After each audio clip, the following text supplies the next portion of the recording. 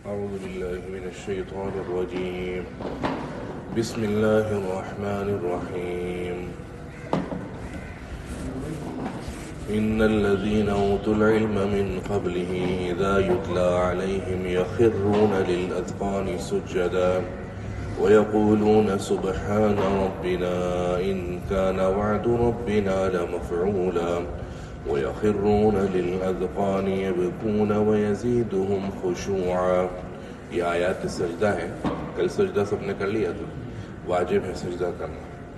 اور اصل سجدہ تو یہ ہے کہ قرآن کی آیتیں پڑھ کر انسان مسلمان فوری طور پر سجدہ ریز ہو جائے، کیونکہ اس آیت کے اندر ان لوگوں کی نشانیاں بیان کی گئیں کہ جب ان پر قرآن کی آیتیں تلاوت کی جاتی ہیں تو وہ تھوڑیوں کے بل فوراً سجدے میں گر جاتے ہیں. تو لہٰذا درس کے بعد فوری طور پر گھر جا کر، اگر گھر جانے کر سوچنے کی بھی ضرورت نہیں ہے، باوضو ہو تو فوری طور پر خود سے اس کو سجدہ تلاوت ادا کر لیں. مجلس میں ایک دفعہ ایک ہی آیت ایک ہی مجلس میں بار بار بھی پڑھیں گے تو ایک ہی سجدہ واجب ہوگا. اس آیت کے اندر مثال سے سمجھایا جا رہا ہے کہ تم ہماری مانو یا نہ مانو، وہ لوگ جن کو اللہ نے علم اور عمل کی دولت سے مالا مال رکھا ہے، حالانکہ وہ تم سے پہلے تھے، وہ اس نبی سے پہلی امتیں تھیں، لیکن جب ان کے سامنے اس زمانے کی آیتیں تلاوت کی جاتی تھیں تو وہ تھوڑیوں کے بل سجدے کے اندر گر جاتے تھے. تو یہ قرآن مجید تو تمام صحیفوں اور کتابوں کے لیے بادشاہ کی حیثیت ہے. قرآن مجید تو شہنشاہ ہے تمام کتابوں اور تمام صحائف کی. تو لہذا تھوڑیوں کے بل سجدے کے اندر ان کا گر جانے کو قرآن مجید بطور صفت بیان کر رہا ہے، اور فرمایا کہ وہ کہتے ہیں کہ سبحان ربنا، ہمارے رب کی ذات پاک ہے کہ اس کی کوئی اولاد نہیں، کوئی شرکت نہیں، اور ہمیں یہ بھی پتہ ہے کہ ہم نے نہیں مانا تو عذاب کی صورت کے اندر ہمارے رب کا وعدہ تو عن قریب پورا ہو جائے گا. آگے ہے وہ یخرون للاذقان یبکون ویزیدہم خشوعا. ہر انسان کی دو حیثیتیں ہیں، ہر انسان کی دو حقیقتیں ہیں. ایک حیثیت ہے جو دکھتی ہے اور ایک حیثیت ہے جو دکھتی نہیں ہے. گویا یوں سمجھ لیجیے آسان الفاظ کے اندر کہ ایک ظاہری حیثیت ہے اور ایک باطنی حیثیت ہے. صوفیہ کی نظر میں اس کو جلوت اور خلوت کہتے ہیں. جلوت ظاہر کو کہتے ہیں اور خلوت انسان اور اللہ کے معاملے کو کہتے ہیں. بعض اوقات اللہ معاف فرمائے انسان سامنے دکھ رہا ہے ظاہری طور پر کہ سفید کپڑے پہ ملبوس ہے، داڑھی سجی بھی ہے، سر پر امامہ پگڑی اور ٹوپی ہے، ظاہری طور پر انسان متبع سنت دکھ رہا ہے، لیکن حقیقت یہ ہے کہ باطن اندرون انتہائی کالا ہے. باطن اور اندرون انتہائی کالا ہے. چونکہ ہم تو ظاہر کے مکلف ہیں. حدیث شریف میں امرنا ان نحکم بالظاہر واللہ یتولی السرائر، کہ ہمیں تو یہ حکم دیا گیا ہم ظاہر کے مکلف ہیں، اندرونی حال اللہ بہتر جانتا ہے. ہمیں کسی شخص پر فیصلہ کرنا ہے تو وہ تو اس کے ظاہر کو دیکھ کے کرنا ہے، اندر اندر وہ کیا کرتا ہے وہ جانے اور اس کا رب جانے. ہم جلوت کے مکلف ہیں، ہم ظاہر کے مکلف ہیں. تو ہر انسان کی یہ جو دو حیثیتیں ہیں، ظاہری اور باطنی، جلوت اور خلوت، خارجی اور اندرون، یہ دونوں حیثیتیں انسان کی اپنی ہیں. لیکن اگر خلوت کے معاملات، اندرونی معاملات، باطنی معاملات مخلوق کے خالق سے ٹھیک ہو جائیں تو ظاہری حالات اللہ تعالیٰ ایسے مسلمان کے موافق کر دیتا ہے. اگر اندرون اور خلوت کے معاملات جو اللہ اور اس کے بندے کے درمیان ہیں وہ ٹھیک ہو جائیں تو اللہ ظاہری حالات جو ایک مخلوق کے دوسرے مخلوق اور اس بندے کے ساتھ ہے، اللہ تعالیٰ اس کی خوشی کے عین موافق کر دیتا ہے. خلوت کا گناہ، اکیلے پن میں گناہ، کوئی دیکھنے والا نہیں ہے اور انسان گناہ کر رہا ہے. گناہ کی نشانی کیا ہے؟ حدیث شریف میں الاسم ما حاک فی صدرک، تمہارے دل میں کھٹک پیدا ہو. وَكَرِهْتَ أَن يَطَّلِعَ عَلَيْهِ النَّاسُ، تمہیں برا لگے کہ یار کوئی دیکھ تو نہیں رہا میرے ویسے، انسان دیکھے کہ کوئی دیکھ تو نہیں رہا. اکیلے کمرے کے اندر بیٹھا ہے، موبائل ہاتھ کے اندر ہے اور موبائل کے اوپر ایسی چیز دیکھ رہا ہے جس سے اللہ اور اس کے رسول نے منع کیا ہے. کوئی ایسا گناہ کا کام کر رہا ہے جسے اللہ اور اس کے رسول نے منع کیا ہے، اور اس دوران دروازہ کھلتا ہے، بچہ کمرے کے اندر آ جاتا ہے، بیٹی کمرے میں آ جاتی ہے، فون کو رکھ دیتا ہے، وہ کرہتا ان یطلع علیہ الناس، برا لگا نا کہ کسی کو پتہ نہ لگ جائے کہ میں کیا دیکھ رہا ہوں، یہ ہے گناہ۔ ما حاک فی صدرک، دل کے اندر کھٹک پیدا ہو، یار یہ کیا ہو رہا ہے۔ جب انسان پہلی دفعہ کوئی گناہ کرتا ہے تو تجربے کی بات یہ بتا رہا ہوں آپ کو کہ جب پہلی دفعہ گناہ کریں گے تو بہت سافٹ ریمائنڈر آپ کا ضمیر آپ کے دل کے دروازے پر تھوڑی سی دستک دے گا۔ یہ جو دستک ہے نا، یہ ضمیر کی نہیں ہوتی، یہ اللہ کی ہوتی ہے، جو فوری طور پر آپ کے دل میں یہ بات ڈالتا ہے کہ بھئی یہ غلط ہے۔ لیکن یہ اتنی سافٹ ریمائنڈر ہوتا ہے کہ شیطان عموماً اس کے اوپر حاوی ہو جاتا ہے اور گناہ انسان کر بیٹھتا ہے۔ حالانکہ یہ وہ ضمیر کی دستک کہ انسان وہاں پر اکڑ جائے، نہیں میں نہیں کروں گا، میں اس کے قریب نہیں پھٹکوں گا، کرنا تو دور کی بات، میں اس کے جو اسباب ہیں اس کے درمیان بھی نہ جاؤں گا۔ اگر رک گیا پہلی دفعہ، اگلی دفعہ دوبارہ جب گناہ کرنے کے لیے آئے گا تو پھر یہ سافٹ ریمائنڈر نہیں ہوگا، پھر یہ پکا ٹھکا ریمائنڈر ہوگا، اور اس طرح کرتے کرتے اس کے دل کے اندر اس گناہ سے نفرت بیٹھ جاتی ہے، اور ایسی نفرت بیٹھ جاتی ہے کہ پھر وہ اس کے قریب نہیں جاتا، اس کو برا لگتا ہے۔ دیکھیں، ایک ہے گناہ کے قریب نہیں جانا، آپ کو پتا ہے کہ فجر کی نماز نہیں چھوڑنی، گناہ ہے فجر کی نماز چھوڑنا، آپ اس کے قریب نہ جائیں، لیکن فجر کی نماز چھوڑ کر اس کے قریب ایک دفعہ نہ جائیں، دوسری دفعہ نہ جائیں، تیسری دفعہ نہ جائیں، مستقل عادت بن جائے کہ بھئی فجر کی نماز چھوڑنی نہیں ہے۔ پھر ایک دن اگر چھڑ گئی، اللہ نہ کرے، اللہ مان والحفیظ، الیاذ باللہ، اللہ محفوظ رکھے، اس گناہ کی نفرت ایسی ہوگی کہ پورا دن آپ کا عجیب سے گزرے گا، آپ کو عجیب کیفیت ہوگی، بھئی مجھے طبیعت میں مزہ نہیں۔ خواتین کہتی ہیں آج کل طبیعت میں مزہ نہیں ہے، تو ہم ان سے کہتے ہیں کہ بھئی ایام تو نہیں چل رہے، وہ کہ ایام چل رہے، تو بھئی 25 دن آپ اللہ کی عبادتوں میں لگی رہی، اللہ اللہ کرتی رہی، نمازیں 5 وقت کی پڑھتی رہی، قرآن پڑھتی رہی، اور اچانک ایسی اللہ سے دوری ہو گئی تو یہ تو ہوگا، یہ تو ہوگا، کیسے نہیں ہوگا؟ اللہ سے ایسے قریب تھے اور ایسے دور ہو گئے۔ تو حل ہے، حضرت عائشہ رضی اللہ عنہ فرماتی ہیں کہ آپ وضو کریں، وضو کر کے مصلی پر بیٹھ جائیں، اور ظہر کی نماز آپ کی 10 منٹ کی، 10 منٹ اللہ کا ذکر کر لیں، اللہ سے دعا مانگ لیں، 10 منٹ کے بعد مصلی لپیٹ کر دوبارہ اپنے کام میں لگ گئے، اللہ سے تعلق پیدا ہو گیا۔ اور اللہ سے تعلق ایسا ہے کہ وہ چھوٹ تو سکتا ہے آپ کی طرف سے، پر رب کی طرف سے ٹوٹ نہیں سکتا۔ آپ چھوڑ سکتے ہیں لیکن رب توڑے گا نہیں۔ آپ جتنا چھوڑنے کی کوشش کریں گے، رب ہاتھ دے گا اور دوبارہ آپ کو اٹھا دے گا۔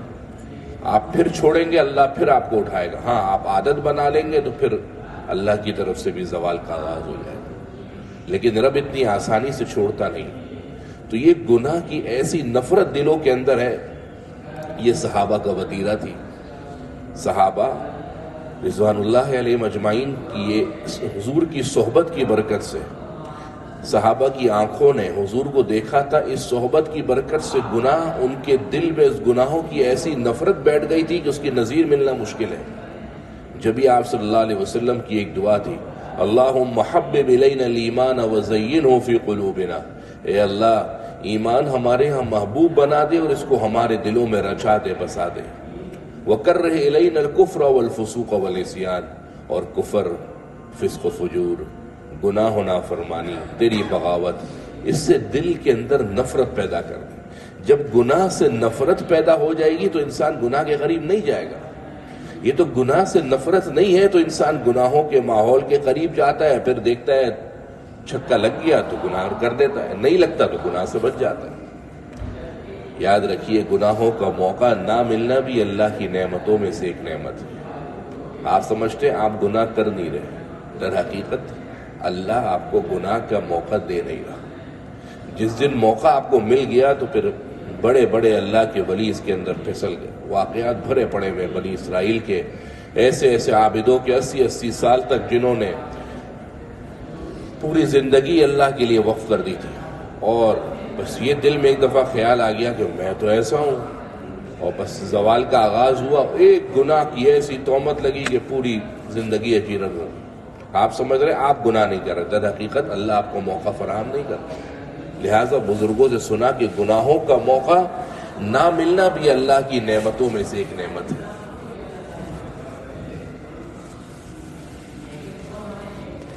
یہ بات کہاں سے آ گئی؟ ہم کیا کہہ رہے تھے؟ اچھا، وَيَخِرُّونَ لِلْأَذْقَانِ يَبْكُونَ۔ اچھا، میرا عجیب یہ مسئلہ ہے کہ یار میں تو پتہ نہیں، بس شروع ہوا تو میں بعد میں آدھے 15 منٹ بعد پتہ لگتا ہے میں کہیں اور نکل گیا۔ وَيَخِرُّونَ لِلْأَذْقَانِ، نہیں میں کسی معاملے سے نکلا ہوں یار، کسی ایسے کیسے نکل گئی؟ کوئی بات چل رہی ہوگی نا، خلوت اور جلوت۔ ہاں، خلوت اور جلوت، جی۔ تو یہ انسان کے جو دو راستے ہیں نا، خلوت اور جلوت، انسان خلوت کے معاملات اللہ سے ٹھیک کر لے تو جلوت کے معاملات اللہ ٹھیک کر دیتا ہے۔ لہٰذا اپنے جو اندرونی موقع ہے نا اللہ سے، وہ بہت صلح صفائی کر کے رکھیں۔ ایک صاحب کہنے لگے کسی سے کہ یار میں آپ دیکھتا ہوں کہ آپ کے جو معاملات ہیں، کسی سے کہنے لگے کہ آپ کے معاملات جو ہیں وہ بالکل یار صحیح ہوتے ہیں، جبکہ دوسرا یہی کام کرتا ہے تو اس کے بڑا مسئلہ ہو جاتا ہے۔ تو سامنے والے نے جواب دیا کہ بھائی میں اللہ سے اپنے معاملات بہت صاف رکھتا ہوں، جب اللہ سے معاملات صاف رکھتا ہوں تو مخلوق ایسے رہتی ہے، اور جب اللہ کے سامنے ایسے ہو جاتا ہوں تو مخلوق میرے سامنے اور ایسے ہو جاتی ہے۔ اللہ کے سامنے کفر اور بغاوت اور نافرمانی کریں گے تو یہ مخلوق بھی آپ کو چوڑی دکھے گی، اور اللہ کے سامنے سر تسلیم میں خم کر کے ہر گناہ اور ہر نیکی کے سامنے جھک جائیں گے اور ہر گناہ کے سامنے اکڑ جائیں گے تو یہ جتنی مخلوق ہے یہ سب آپ کے سامنے سرنگو ہو جائے گی۔ پھر آپ کے بچے بھی آپ کے موافق رہیں گے، آپ کے بڑے بھی آپ کے موافق رہیں گے، آپ کے ماتحت اور آپ کے ملازمین بھی آپ کے موافق رہیں گے۔ ایک بزرگ سے کسی نے کہا کہ حضرت یہ ہمارے ماتحت اور ملازمین جو ہیں یہ ہمارے ساتھ اچھا سلوک نہیں کرتے۔ تو بولا تم کس کے ماتحت ہو؟ بولا جی میں تو کسی کا ماتحت نہیں، میں تو بڑا چودھری ہوں، میں کس کا ماتحت؟ تو بولا بھائی اللہ کے تو ہو ماتحت؟ بولا جی اللہ کا تو۔ بولا اب اللہ سے معاملہ کیسا ہے؟ اگر اللہ کی ماتحتی کے اندر تمہارا معاملہ اللہ سے اچھا ہے تو مخلوق سے بھی اچھا رہے گا، لیکن جب اللہ سے ہی اچھا نہیں تو مخلوق سے کائے کو اچھا رہے گا؟ جب تمہارا ماتحت کا معاملہ اللہ سے اچھا نہیں تو تمہارا ماتحت ہے اس کا معاملہ کیسے اچھا رہے گا؟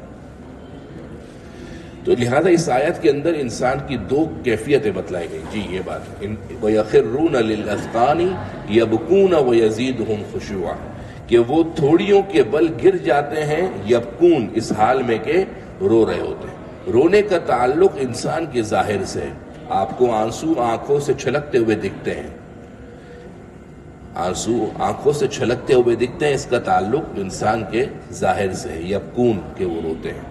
اور باطن سے تعلق یہ ہے کہ وہ یزیدہم خشوعا، دل کے اندر خشوع کا اضافہ ہوتا ہے۔ آپ کہیں کہ حضرت میں تو اندر سے بڑا اچھا ہوں، لیکن ہم اندر سے اچھا آپ کو اس وقت مانیں گے جب آپ کا ظاہر آپ کے اندر کی بات مانے گا۔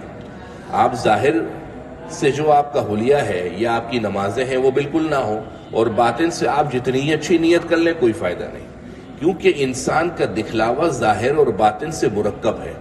جو دل سوچتا ہے زبان اس پر اثر کرتی ہے، یہ زبان ہمارے دلوں کی ترجمان ہے۔ آپ دل میں میرے لیے کتنی خیر کی بات رکھ لیں، لیکن زبان سے اگر غلط بات بولیں گے تو میں یہ تو نہیں کہوں گا کہ آپ کے دل میں اچھی بات ہے، میں کہوں گا کہ یار آپ زبان سے غلط بات کہہ رہے ہیں، اس کا مطلب آپ کے دل میں بھی غلط ہے۔ ہاں، اور اللہ کو ممکن ہے پتہ ہو کہ اس کے دل میں اچھا ہے۔ تو یہ جو آیت ہے اس کے دو ٹکڑے ہیں، پہلا ٹکڑا بتا رہا ہے انسان کا ظاہر کا تابع ہونا، اور دوسرا ٹکڑا وَيَزِيدُهُمْ خُشُوعًا، اس کا تعلق ہے انسان کا اندرونی طور پر، انسان کے باطن کا اللہ کے سامنے ایسا جھکا ہوا ہونا کہ جس سے جب قرآن مجید کی آیتوں کی تلاوت کی جائے تو اس کے دل میں خشوع خضوع کا اضافہ ہو جائے۔ ترمذی شریف کی حدیث ہے کہ حضرت ابو امامہ رضی اللہ عنہ فرماتے ہیں اللہ کے نبی صلی اللہ علیہ وسلم نے فرمایا کہ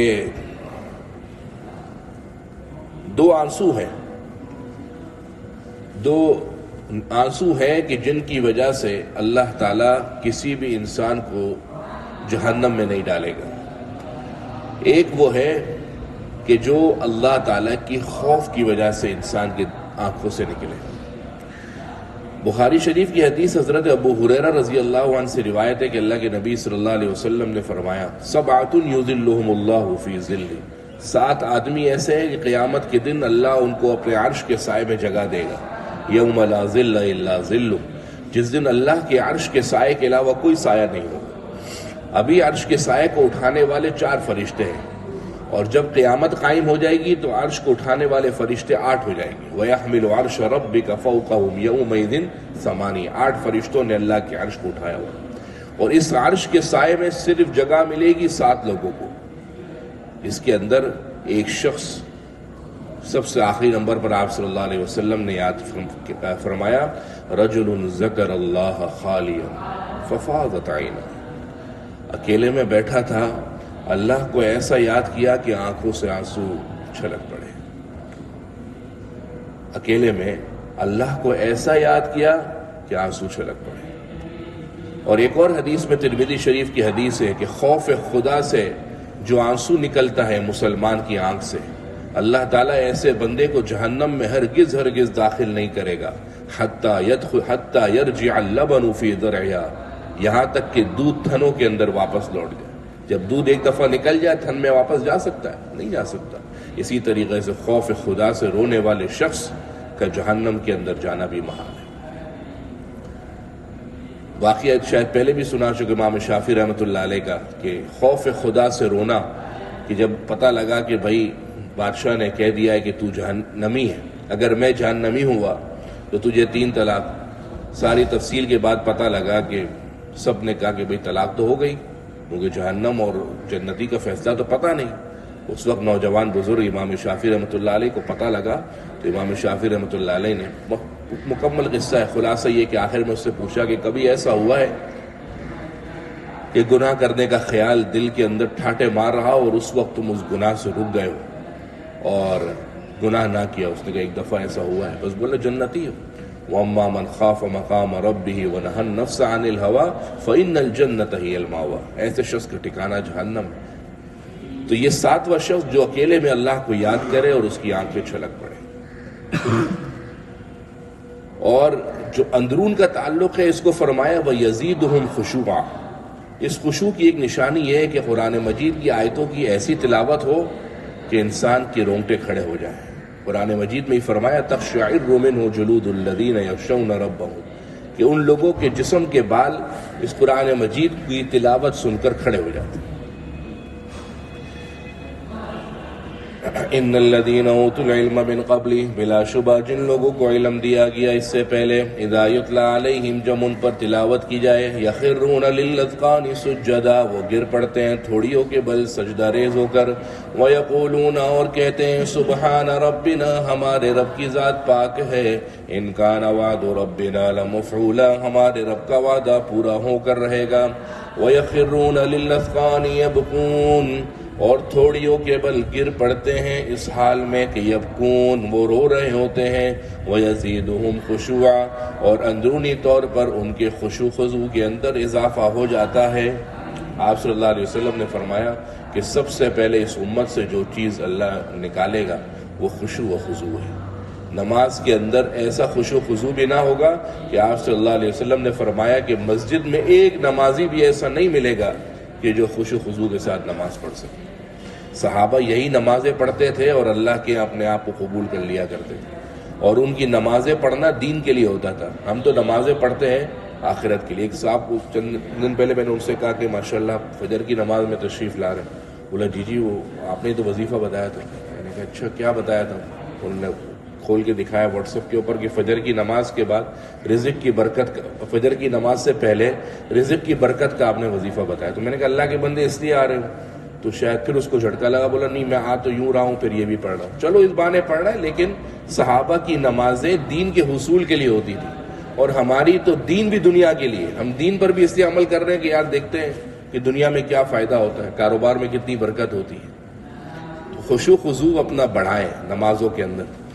قل ادعوا اللہ، اے نبی آپ کہہ دیجئے، قل اے نبی آپ کہہ دیجئے، ادعوا اللہ، اللہ کو پکارو، او ادعوا الرحمن، یا رحمان کو پکارو، ایما تدعو، جس کو بھی تم پکارو گے، فلہ الاسماء الحسنی، اسی کے لیے ہیں اچھے اچھے نام۔ مشرکین مسلمانوں سے کہنے لگے کہ یار تم ایک بات بتاؤ، تمہارا نبی کہتا ہے کہ اللہ ایک ہے، اور دعاؤں کے اندر کہتا ہے یا اللہ یا رحمان یا رحیم. تو صاف صاف بتاؤ ایک اللہ ہے یا کہ تمہارے کتنے خدا ہیں؟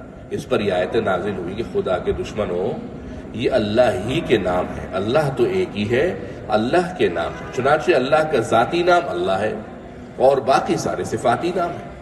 تو لہذا یہ الگ الگ نہیں ہے، اللہ ایک ہے اور اس کے اتنے سارے نام. یہی وجہ ہے کہ حدیث میں آپ صلی اللہ علیہ وسلم نے فرمایا ان للہ 99 اسما من احصاها دخل الجنہ، کہ اللہ کے 99 نام ہیں وہ اللہ سے لے کر صبور تک، جو ان 99 ناموں کو یاد کرے گا اور یقین کے ساتھ اس کو پڑھے گا اللہ تعالیٰ اس کو جنت کے اندر داخلہ دے گا. قل اے نبی آپ کہہ دیجئے ادعوا اللہ، اللہ کو پکارو، او ادعوا الرحمن یا رحمان کو پکارو، ایما تدعو تم جس کو بھی پکارو گے، فلہ تو سو اسی کے لیے ہے، الاسماء الحسنى اچھے اچھے نام، ولا تجہر بصلاتک اور اپنی نمازوں کو زور سے نہ پڑھیے، ولا تخافت بها اور نہ ہی اپنی نماز کو ہلکا پڑھیے، وابتغی اور تلاش کیجئے، بین ذالک سبیلا اس کے درمیان کوئی راستہ. آپ صلی اللہ علیہ وسلم جب مکہ کے اندر نمازیں پڑھا کرتے تھے تو اونچی آواز سے پڑھتے تھے. تو اونچی آواز سے نماز پڑھنے کی وجہ سے جب مشرکین مکہ سنتے کہ یہ نماز کے اندر اس قسم کی تلاوت کر رہے ہیں، اس طریقے سے نماز پڑھ رہے ہیں، تو اللہ کو اور دیگر شاعر اسلام کو برا بھلا کہتے تھے. تو اس کے اندر اللہ نے اپنے نبی کو یہ تعلیم دی کہ نبی اعتدال کے ساتھ پڑھیے، نہ اتنا اونچی آواز سے پڑھیے کہ یہ مشرکین و کفار مکہ سن لیں، اور نہ ہی اتنا ہلکا نہ پڑھیے کہ صحابہ کو بھی آواز نہ آئے. وابتغی بین ذالک سبیلا اس کے درمیان کوئی راستہ تلاش کیجیے. بعض مفسرین فرماتے ہیں کہ اس آیت سے فجر، مغرب اور عشاء اس کے اندر جہری نمازوں کا ثبوت ہے کہ فجر کے وقت منافقین سو رہے ہوتے ہیں، عشاء کی نماز منافقین پر بڑی بھاری ہے، اور مغرب کا وقت کام کاج سے واپسی کا وقت ہوتا ہے تو منافقین اس میں سستی کرتے. تو یہ تین نمازوں کے اندر مشرکین مکہ یا تو سو رہے ہوتے تھے یا سستی دکھاتے تھے. تو ان کے اندر جہری ہے یعنی زور سے پڑھی ہے، کہ اس کے اندر کوئی مسئلہ نہیں ہے، کوئی ہمیں دشمن کی سازش سے خطرہ نہیں ہے. جبکہ ظہر اور عصر یہ تو بالکل پیک ٹائم ہے، اس کے اندر تو سب کام کاج کی وجہ سے حاضر ہوتے ہیں، دن کا وقت ہے اور چستی کا وقت ہے، تو اس دوران آپ کی نماز اخفا ہو. بہرحال علت جو بھی ہو، ہم تو حضور کے حکم کے پابند ہیں صلی اللہ علیہ وسلم. تو حکم یہ ہے کہ فجر کی نماز، مغرب کی نماز اور عشاء کی نماز یہ جہری ہو، بلند جس طریقے سے 2 رکعتیں ہیں، اور ظہر اور عصر یہ ہے اخفا یعنی آہستہ. لوگ کہتے ہیں مفتی صاحب ان 3 نمازوں میں تو پھر دل لگ جاتا ہے. حقیقت یہ ہے کہ ظہر اور عصر کی نماز میں امام اللہ اکبر کہتا ہے تو بس نماز میں آتے ہیں، اور سلام کہتا ہے تو بس نماز سے نکلتے ہیں. لیکن سچ بات ہے کچھ بھی یقین نہ اللہ سے تعلق ان نمازوں میں نہیں رہتا. اس کا حل دیکھیں یہ ہے کہ عبادت کی 2 قسمیں ہیں، ایک ہے عبادت جہری اور ایک ہے عبادت فکری. ایک ہے عبادت زور سے کہہ کر انسان اللہ کو اپنی طرف متوجہ کرے، اور ایک ہے عبادت فکری کہ خاموشی سے انسان اپنے رب سے تعلق قائم کرنے کی کوشش کرے، زبان سے کچھ بولے نہیں. کبھی کبھی بعض اوقات آپ کو اپنے بڑوں سے ایسی محبت ہو جاتی ہے کہ اگر وہ سناتا بھی ہے تو اس کے سامنے بڑبڑ تو نہیں کرتے، وہ خاموشی سے ایسے سن رہے ہوتے. وہ چند دن پہلے مولانا فاروق مکی صاحب تشریف لائے تھے، تو وہ بیان کے اندر جو بھی بات کرتے تھے سامنے سے پوچھتے، سامنے والے ایسے بولے جو بھی جواب دوں گا پھنسوں گا، فائدہ تو ہے نہیں. تو بس وہ ایسے. تو جب انسان کا بڑوں کے سامنے، اکابرین کے سامنے یہ حال ہے تو اللہ تو احکم الحاکمین ہے، شہنشاہ ہے. یہ 2 نمازوں کے اندر اس بات کی تعلیم دی گئی کہ خاموشی سے بغیر کچھ پڑھے، بغیر کچھ ہلائے دل کو اللہ کی طرف متوجہ کیجئے، اور ان 2 نمازوں میں سوچئے کہ اللہ کی رحمتوں کا ٹھاٹے مارتا سمندر جو ہم پر برس رہا ہے نمازوں کے اندر، بس یہ دل ان رحمتوں کو متوجہ کر رہا ہے اور اللہ کے اس اترنے والے فیض کو حاصل کرنے کی کوشش کر رہا ہے. اب امام نے اللہ اکبر کہا تو آدمی ہاتھ اٹھا کر ہاتھ باندھے ثنا پڑھے. اعوذ باللہ تو پڑھ نہیں سکتا، صرف ثنا پڑھنے کے بعد امام صاحب اپنی تلاوت کریں گے، زور سے کر تو نہیں رہے کہ آدمی سنے. اب یہ خاموشی کے اندر بس انسان ایسے سجدے کی طرف دیکھتا رہے اور اپنے دل کو اللہ کی طرف متوجہ رکھے کہ اللہ مجھے دیکھ رہا ہے، اللہ مجھے دیکھ رہا ہے، اللہ مجھے دیکھ رہا ہے۔ جب نماز ہماری ایسی ہو جائے گی تو جب مسجد سے نکل کر کاروبار کی زندگی میں، معاشی زندگی میں، گھریلو زندگی میں جائیں گے تو بار بار آپ کا دل کہے گا کہ دیکھو غلط کام مت کرنا، اللہ دیکھ رہا ہے، دیکھو غلط کام مت کرنا، اللہ دیکھ رہا ہے۔ یہ ہے دو نمازیں۔ ایک صاحب کہنے لگے یار یہ دو نمازوں کے اگر یہ دو نمازیں جاری ہو جائیں تو بہت اچھا ہو جائے، دل لگ جائے گا۔ نہیں بھائی، یہ دو نمازیں ایسی مخفی ہیں کہ خاموشی سے ان کو اللہ کے سامنے متوجہ ہو کر پڑھیے۔ اور تہجد کی نماز میں بھی علماء نے لکھا ہے کہ جہری پڑھیں۔ جو تہجد کی نماز پڑھنے والے حضرات ہیں وہ بھی آواز تھوڑی سی قدر زیادہ رکھیں، لیکن اتنی زیادہ نہیں کہ بیوی یا بچے جاگ جائیں اور خواہ میں وہ سمجھیں کہ آج ہمارے شوہر صاحب کو تقوی کا ہیضہ ہو گیا ہے، پوری امت کو اٹھانے کی فکر کر رہے ہیں، بلکہ اتنی آواز کہ ایسی رکھیں کہ بس لگے کہ آپ کچھ اچھی طریقے سے پڑھ رہے ہیں۔ کیونکہ آپ صلی اللہ علیہ وسلم تہجد کی نماز کے لیے اٹھتے تھے تو صحابہ نے فرمایا کہ فتح الباب رویدا وقام رویدا وخرج رویدا، آہستگی سے دروازہ، آہستگی سے نکلتے، آہستگی سے آتے، آہستگی سے جاتے۔ نفلی معاملہ ہے کہ بھئی بیوی سو رہی ہے اور شوہر صاحب دھڑام دھڑام کر رہے ہیں کہ بھئی میں تہجد پڑھ رہا ہوں تو پوری امت پڑھنے لگ جائے، ایسا تو ہو نہیں سکتا۔ ایک بزرگ نے دیکھا کہ وہ بزرگ کے پاس ان کا بیٹا آیا اور کہنے لگا تہجد کا وقت تھا کہ ابا دیکھو میں اور آپ تہجد کی نماز پڑھ رہے ہیں، پوری امت سو رہی ہے۔ تو ابا نے کہا بیٹا تو نے پوری امت کی غیبت کی، اس سے بہتر تھا کہ تو پڑھتا ہی نہ، کم سے کم تیرے کو گناہ نہیں ملتا۔ یہ پوری امت کی غیبت کر کے تو گنہگار ہو گیا کہ اپنے آپ کو بڑا سمجھنے لگا اور امت کو چھوٹا سمجھنے لگا۔